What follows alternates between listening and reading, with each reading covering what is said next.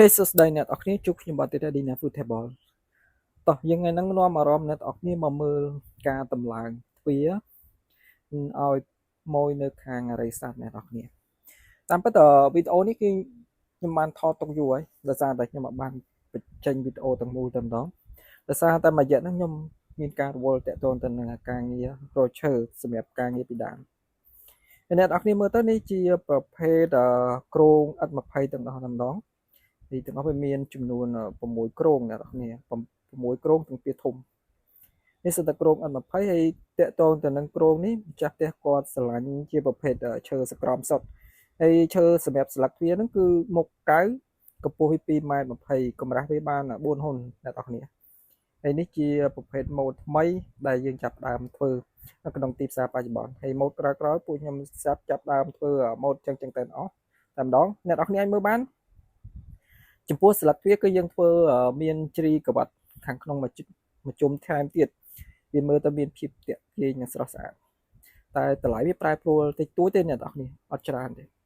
ហើយតាក់ទងទៅនឹងប៉ាណូទ្វារខាងមុខនេះគឺយើងឆ្លាក់វាមានចម្លាក់បន្តិចអ្នកនរគ្នា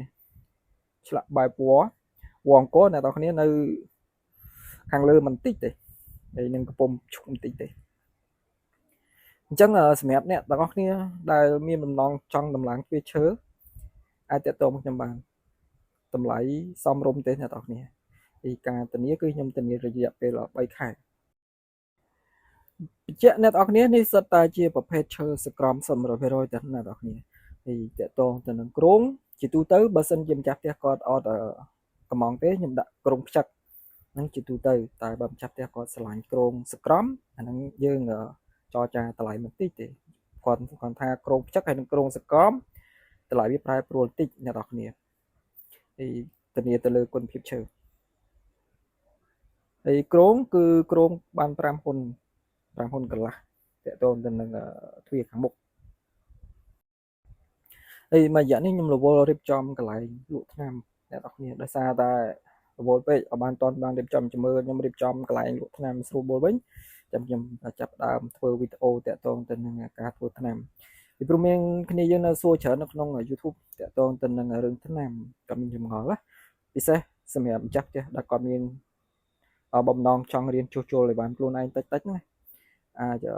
មើលនៅក្នុង YouTube របស់ខ្ញុំទៅហើយ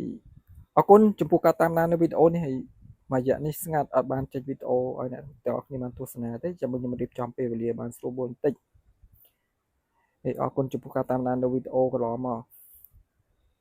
បើមានកំហុសខុសឆ្គងមិនតាកាន់តែបេតុផងហើយសម្រាប់អ្នកដែលទស្សនានៅក្នុង YouTube កុំភ្លេច like និង comment នៅក្នុង YouTube អ្នកមួយផងហើយអ្នកទស្សនានៅក្នុង TikTok